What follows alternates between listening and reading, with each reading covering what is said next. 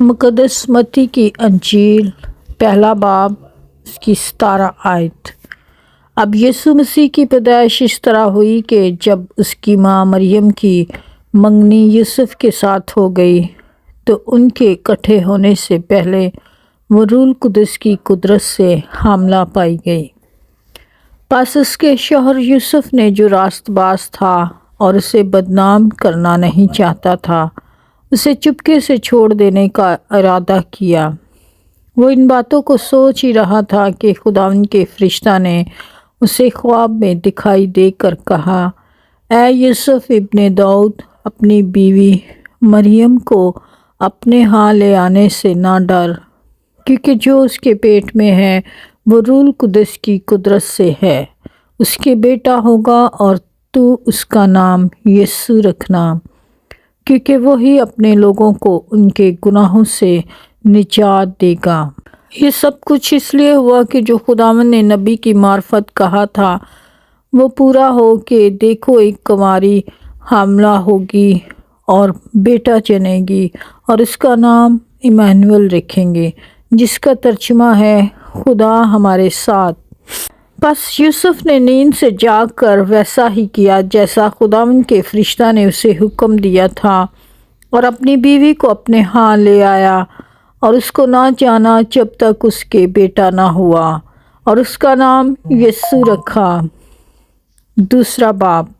جب یسوع ہیرودیس بادشاہ کے زمانہ میں یہودیہ کے بیت لحم میں پیدا ہوا تو دیکھو کئی مجوسی پورب سے یروشلم میں یہ کہتے ہوئے آئے کہ یہودیوں کا بادشاہ جو پیدا ہوا ہے وہ کہاں ہے، کیونکہ پورب میں اس کا ستارہ دیکھ کر ہم اسے سجدہ کرنے آئے ہیں۔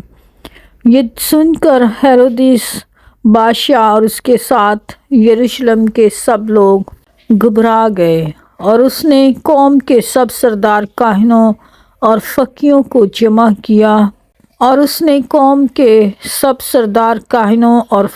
کو جمع کر کے ان سے پوچھا کہ مسیح کی پیدائش کہاں ہونی چاہیے۔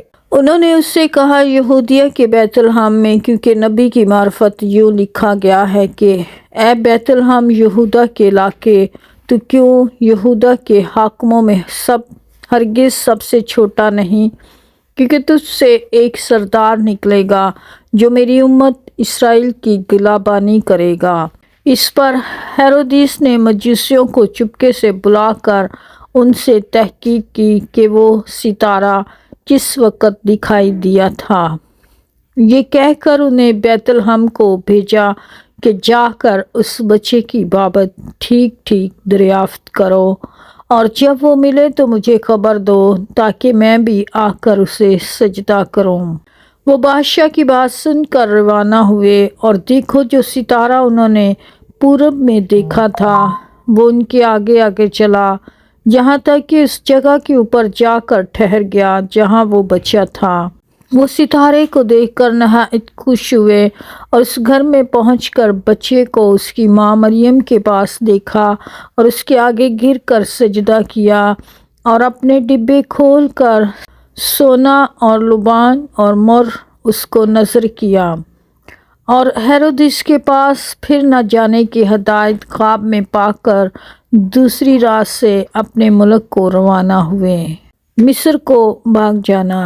جب وہ روانہ ہو گئے تو دیکھو خداوند کے فرشتہ نے یوسف کو خواب میں دکھائی دے کر کہا، اٹھ، بچے اور اس کی ماں کو ساتھ لے کر مصر کو بھاگ جا، اور جب تک کہ میں تجھ سے نہ کہوں وہیں رہنا، کیونکہ ہیرودیس اس بچے کو تلاش کرنے کو ہے تاکہ اسے ہلاک کرے۔ پس وہ اٹھا اور رات کے وقت بچے اور اس کی ماں کو ساتھ لے کر مصر کو روانہ ہو گیا، اور ہیرودیس کے مرنے تک وہیں رہا تاکہ جو خداوند نے نبی کی معرفت کہا تھا وہ پورا ہو کہ مصر میں سے میں نے اپنے بیٹے کو بلایا۔ بچوں کا قتل عام۔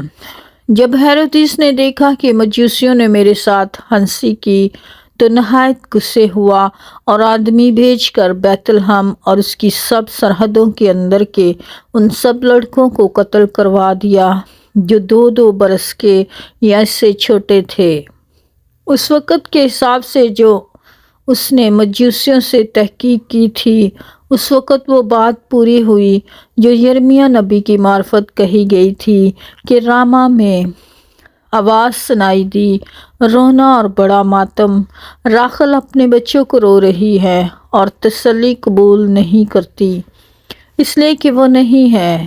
مصر سے واپسی۔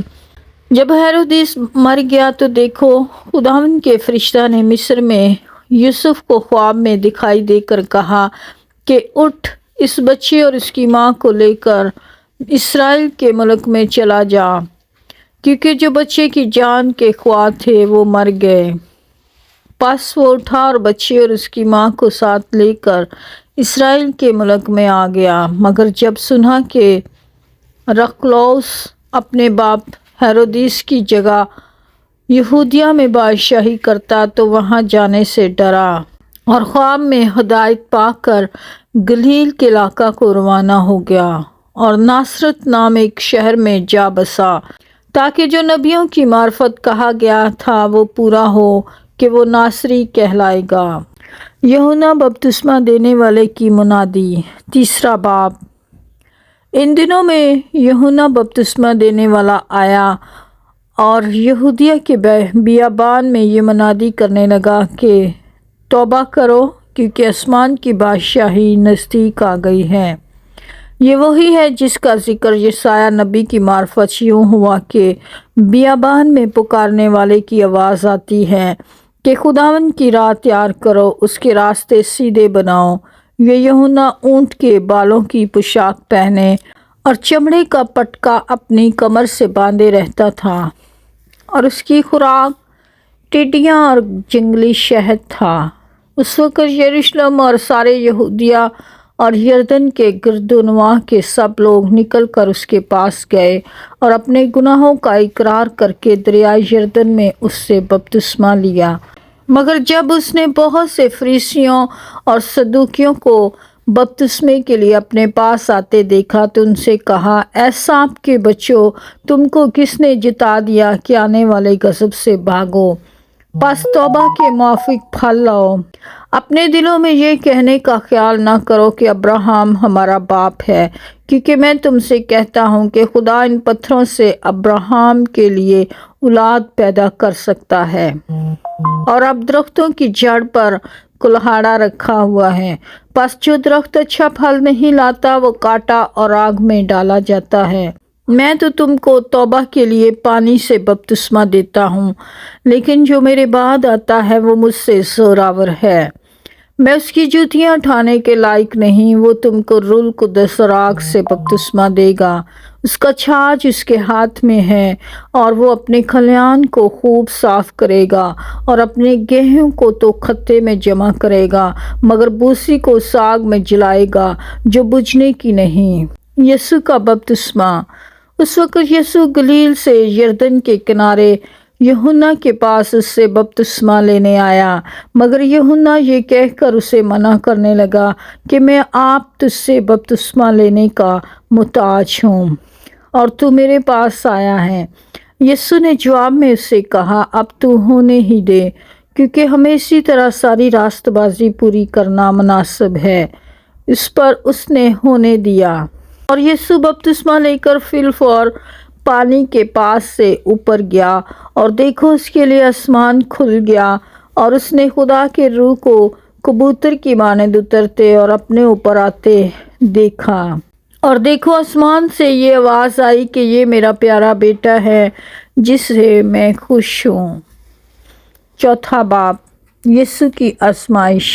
روح یسوع کو جنگل میں لے گیا تاکہ ابلیس سے آزمایا جائے، اور 40 دن اور 40 رات فاقہ کر کے آخر کو اسے بھوک لگی، اور آزمانے والے نے پاس آ کر اس سے کہا، اگر تو خدا کا بیٹا ہے تو فرما کہ یہ پتھر روٹیاں بن جائیں۔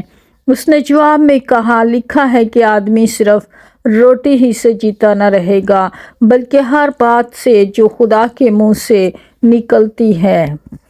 तब इब्लीस उसे मुकद्दस शहर में ले गया और हैकल के किंगरे पर खड़ा करके उससे कहा कि अगर तू खुदा का बेटा है तो अपने ताई नीचे गिरा दे, क्योंकि लिखा है कि वो तेरी बाबत अपने फरिश्तों को हुक्म देगा और वो तुझे हाथों पर उठा लेंगे, ताकि ऐसा ना हो कि तेरे पाँव को पत्थर से ठेस लगे। यीशु ने उससे कहा, ये भी लिखा है कि तू खुदावंद अपने खुदा की आजमाइश ना कर। फिर इब्लीस उसे एक बहुत ऊंचे पहाड़ पर ले गया और दुनिया की सब सल्तनतें और उसकी शान शौकत उसे दिखाई, और उसने कहा, अगर तू झुक कर मुझे सजदा करे तो ये सब कुछ तुझे दे दूंगा। यीशु ने उसे कहा, शैतान दूर हो, क्योंकि लिखा है कि तू खुदावंद अपने खुदा को सजदा कर और सिर्फ उसी की इबादत कर। तब इब्लीस उसके पास से चला गया और देखो, फरिश्ते आकर उसकी खिदमत करने लगे। यीशु गलील में खिदमत शुरू करता है। जब उसने सुना कि यूहन्ना पकड़वा दिया गया तो गलील को रवाना हुआ और नासरत को छोड़कर कुफरनहूम में जा बसा, जो झील के किनारे ज़बूलून और नफ्ताली की सरहद पर है, ताकि जो यशायाह नबी की मार्फत कहा गया था वो पूरा हो कि ज़बूलून का इलाका और नफ्ताली का इलाका दरिया की राह पर यरदन के पार गैर कौमों की गलील, यानी जो लोग अंधेरे में बैठे थे उन्होंने बड़ी रोशनी देखी, और जो मौत के मुल्क और साया में बैठे थे उन पर रोशनी चमकी। उस वक़्त से यीशु ने मनादी करना और ये कहना शुरू किया कि तौबा करो, क्योंकि आसमान की बादशाही नज़दीक आ गई है। और उसने गलील की झील के किनारे फिरते हुए दो भाइयों यानी शमौन जो पतरस कहलाता और उसके भाई इंद्रियास को झील में जाल डालते देखा, क्योंकि वो माहीगीर थे, और उनसे कहा, मेरे पीछे चले आओ तो मैं तुमको आदमगीर बनाऊंगा। वो फौरन जाल छोड़कर उसके पीछे हो लिए, और वहाँ से आगे बढ़कर उसने और दो भाइयों यानी ज़ेबी के बेटे यकूब और उसके भाई यूहन्ना को देखा कि अपने बाप ज़ेबी के साथ कश्ती में अपने जालों की मरम्मत कर रहे हैं, और उनको बुलाया, और वो फौरन कश्ती और अपने बाप को छोड़कर उसके पीछे हो लिए। शिफा के बारे में यीशु की तालीम। और यीशु तमाम गलील में फिरता रहा और उनके इबादत खानों में तालीम देता और बादशाही की खुशखबरी की मनादी करता और लोगों की हर तरह की बीमारी और हर तरह की कमज़ोरी को दूर करता रहा। और इसकी शोहरत तमाम सूरिया में फैल गई, और लोग सब बीमारों को जो तरह तरह की बीमारियों और तकलीफ़ों में गिरफ्तार थे और उनको जिनमें बदरूहें थी और मिर्गी वालों और मफलूजों को उसके पास लाए, और उसने उनको अच्छा किया।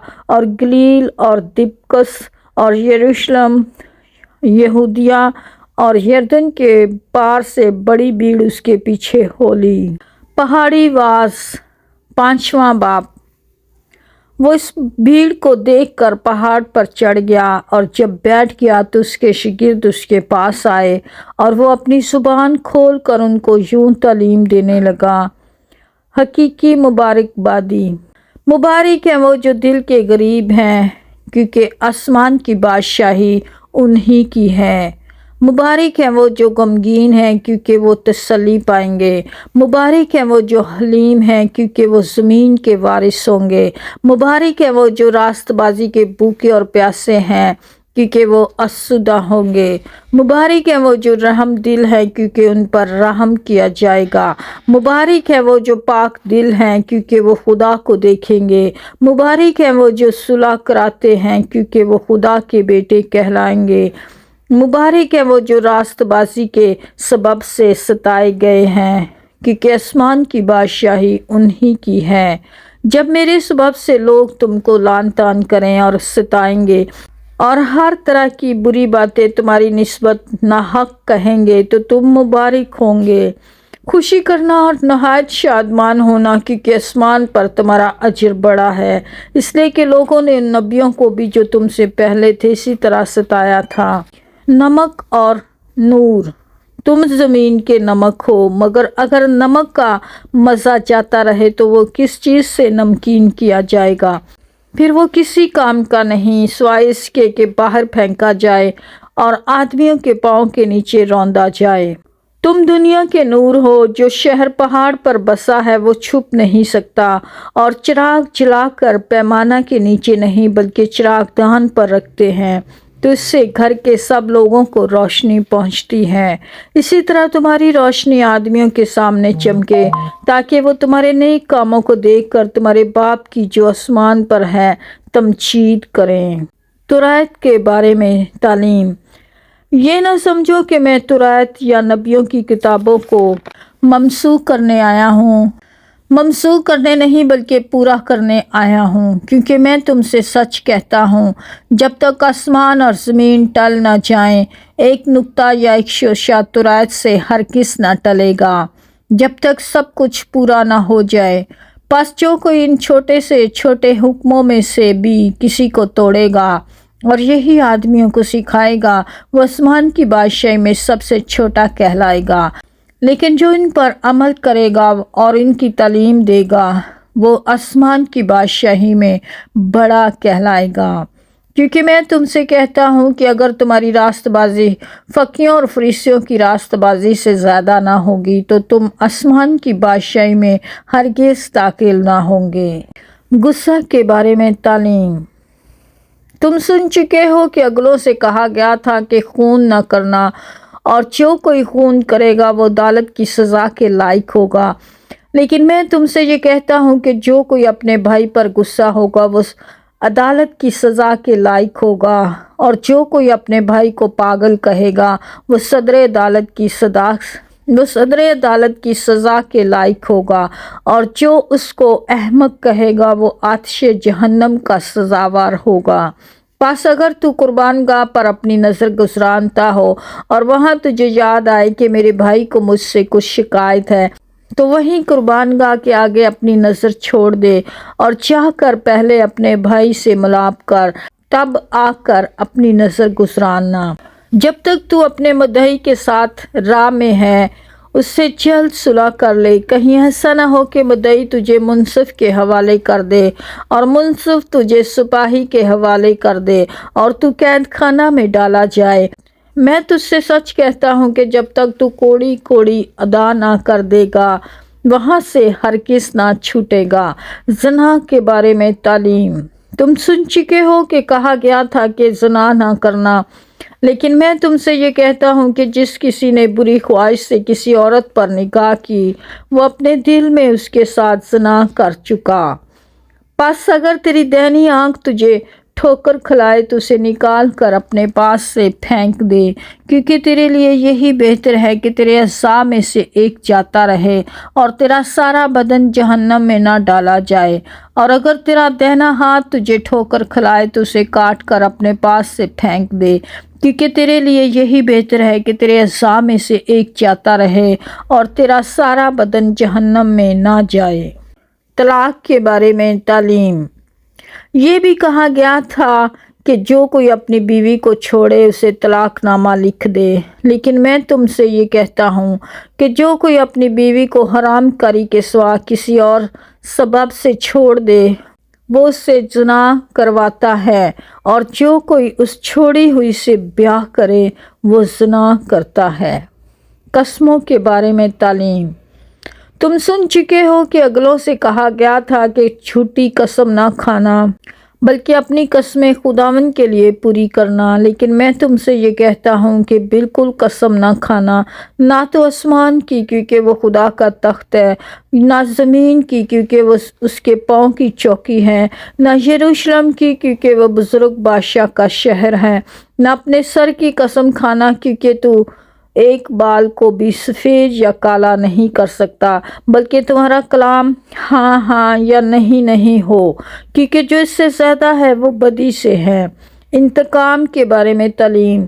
तुम सुन चुके हो कि कहा गया था कि आँख के बदले आँख और दांत के बदले दांत, लेकिन मैं तुमसे ये कहता हूँ कि शरीर का मुकाबला ना करना, बल्कि जो कोई तेरे दाहिने गाल पर तमाचा मारे दूसरा भी उसकी तरफ फेर दे, और अगर कोई तुझ पर नालिश करके तेरा कुर्ता लेना चाहे तो चोगा भी उसे ले लेने दे, और जो कोई तुझे एक कोस بغار میں لے جائے اس کے ساتھ 2 کوس چلا جا۔ جو کوئی تجھ سے مانگے اسے دے، اور جو تجھ سے قرض چاہے اس سے منہ نہ موڑ۔ دشمنوں سے محبت۔ تم سن چکے ہو کہ کہا کیا تھا کہ اپنے پڑوسی سے محبت رکھ اور اپنے دشمن سے عداوت، لیکن میں تم سے یہ کہتا ہوں کہ اپنے دشمنوں سے محبت رکھو اور اپنے ستانے والوں کے لیے دعا کرو، تاکہ تم اپنے باپ کے جو آسمان پر ہے بیٹے ٹھہرو، کیونکہ وہ اپنے سورج کو بدوں اور نیکوں دونوں پر چمکاتا ہے اور راست بازوں اور ناراستوں دونوں پر مے برساتا ہے۔ کیونکہ اگر تم اپنے محبت رکھنے والوں ہی سے محبت رکھو تو تمہارے لیے کیا اجر ہے؟ کیا محصول لینے والے بھی ایسا نہیں کرتے؟ اور اگر تم فقط اپنے بھائیوں ہی کو سلام کرو تو کیا زیادہ کرتے ہو؟ کیا غیر قوموں کے لوگ بھی ایسا نہیں کرتے؟ پس چاہیے کہ تم کامل ہو جیسا تمہارا آسمانی باپ کامل ہے۔ آمین۔ خداوند کے زندگی بخش کلام کے پڑھے اور سنے جانے پر خداوند کی برکت نازل ہو۔ خداوند کا شکر ہو۔ آمین۔ Thank you for watching. God bless you.